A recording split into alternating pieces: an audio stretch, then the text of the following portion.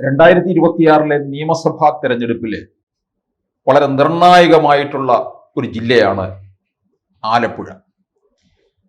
ആലപ്പുഴ ജില്ലയിലെ നിയമസഭാ മണ്ഡലങ്ങൾ അരൂർ, ചേർത്തല, ആലപ്പുഴ, ഹരിപ്പാട്, അമ്പലപ്പുഴ, കുട്ടനാട്, കായംകുളം, മാവേലിക്കര, ചെങ്ങന്നൂർ എന്നീ 9 മണ്ഡലങ്ങളാണുള്ളത്.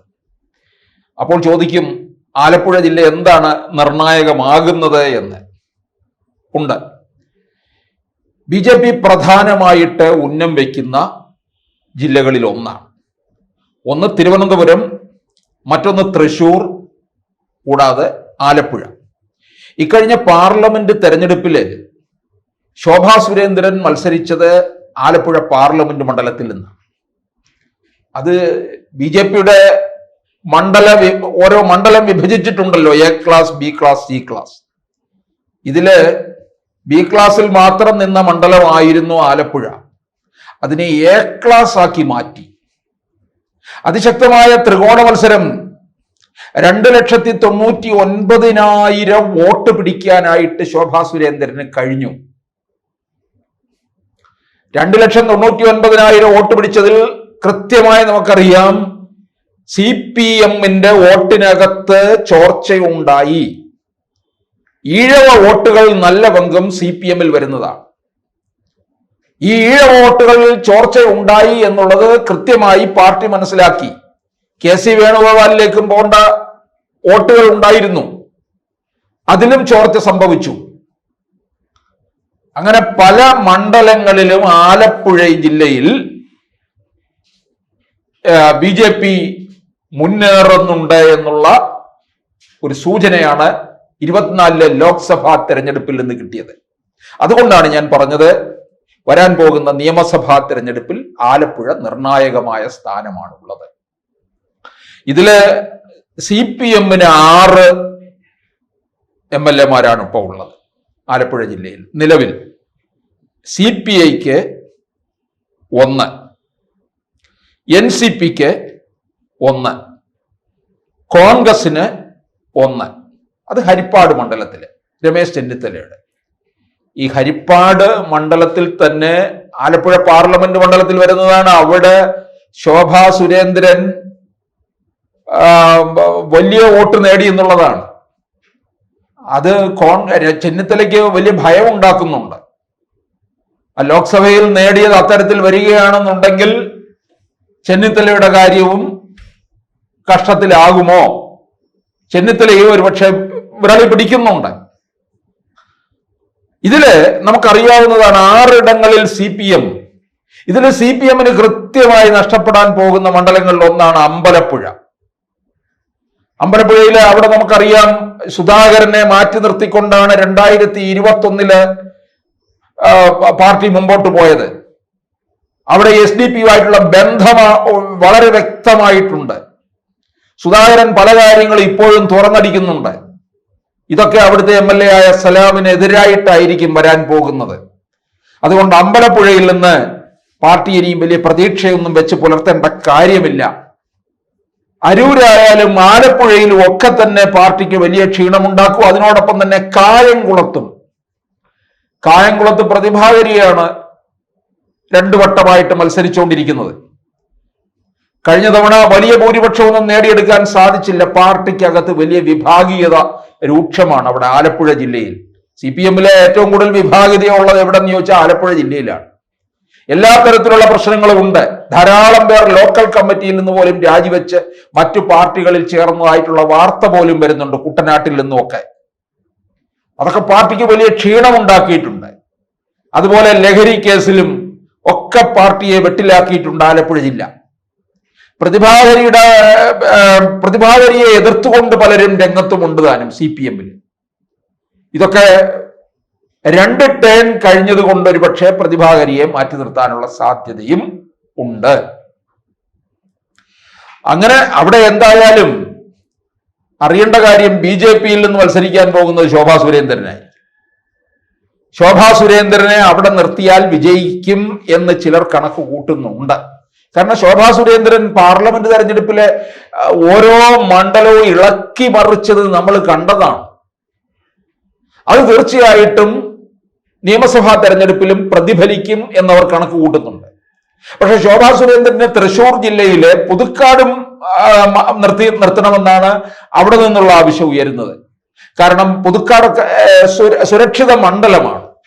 BJP അത്തരത്തിൽ സുരക്ഷിതമായ മണ്ഡലങ്ങൾ നോക്കി ഒരു 10 പേരെ 2026 നിയമസഭയിൽ എത്തിക്കണമെന്നുള്ള കണക്കുകൂട്ടലാണ്. അതുകൊണ്ടാണ് ഞാൻ പല വീഡിയോകളിലും പറഞ്ഞിട്ടുണ്ട് 10 മുതൽ 12 സീറ്റ് വരെ BJP നേടാം. അപ്പോൾ ഒന്നുകിൽ ശോഭാ സുരേന്ദ്രൻ കായംകുളം അല്ലെന്നുണ്ടെങ്കിൽ പുതുക്കാടേക്ക് പോകും. കാരണം തൃശ്ശൂര് സുരേഷ് ഗോപിയുടെ അധീനതയിലാണ്. സുരേഷ് ഗോപിക്കും പ്രത്യേക നിർദ്ദേശവും താല്പര്യവും ഉണ്ട് അവിടെ നിന്ന് ഒരു 4 MLA-മാരെയെങ്കിലും നിയമസഭയിൽ എത്തിക്കണമെന്ന്. അതുകൊണ്ട് സുരേഷ് ഗോപി അവിടെ കേന്ദ്രീകരിച്ചുകൊണ്ടുള്ള പ്രവർത്തനമാണ്. ഇപ്പോൾ തന്നെ സുരേഷ് ഗോപി പറയുന്നുണ്ട്, തൃശ്ശൂർ നഗരസഭ തന്നെ ഞങ്ങൾക്ക് തരിക, നഗരപരിഷ്കരണം ഉണ്ടാക്കും എന്ന്. അത് ജനങ്ങൾ ഏറ്റെടുത്ത് കഴിഞ്ഞിരിക്കുകയാണ്. കാരണം പറയുന്നത് സുരേഷ് ഗോപിയാണ്. അതുകൊണ്ട് തീർച്ചയായിട്ടും എന്നിട്ട് തൃശ്ശൂരിലെ പുലികളി സംഘങ്ങൾക്ക് പോലും കേന്ദ്രത്തിൽ നിന്ന് ഫണ്ട് അനുവദിച്ചു കൊടുക്കാനായിട്ട് സുരേഷ് ഗോപിക്ക് സാധിച്ചു എന്നുള്ളതാണ്. അപ്പോൾ തീർച്ചയായിട്ടും അവിടെ നേടിയെടുക്കും എന്നുള്ള ഒരു ഉറപ്പിലേക്കാണ് കാര്യങ്ങൾ മുമ്പോട്ട് പോകുന്നത്. അപ്പൊ കായംകുളത്ത് ശോഭാ സുരേന്ദ്രൻ മത്സരിക്കുകയാണെന്നുണ്ടെങ്കിൽ CPM-ൽ നിന്ന് ഒരു വനിത തന്നെയായിരിക്കും. പ്രതിഭ 3ാം തവണ കൊടുക്കുന്നില്ല, മാറ്റി നിർത്തുകയാണെങ്കിൽ പോലും ഒരു വനിതയായിരിക്കും മത്സരിക്കുന്നത്.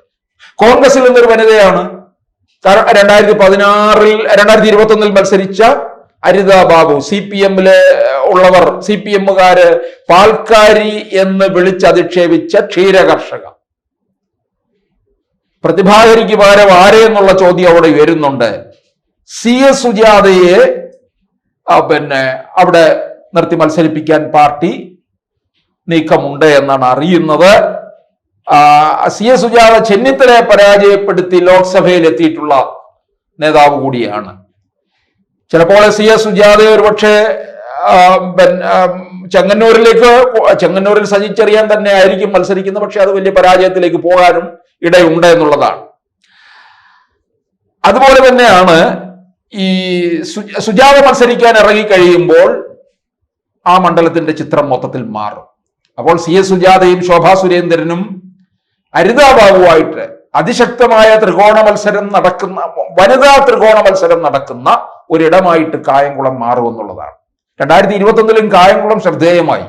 അരിതാ ബാബു മത്സരിക്കാൻ ഇറങ്ങിയപ്പോൾ അരിതാ ബാബുവിന് വേണ്ടി പ്രിയങ്ക ഗാന്ധി വരെ തെരഞ്ഞെടുപ്പ് പ്രചാരണ രംഗത്തുണ്ടായിരുന്നു എന്നുള്ളതാണ്. വിജയത്തോട് അടുത്തതാണ്.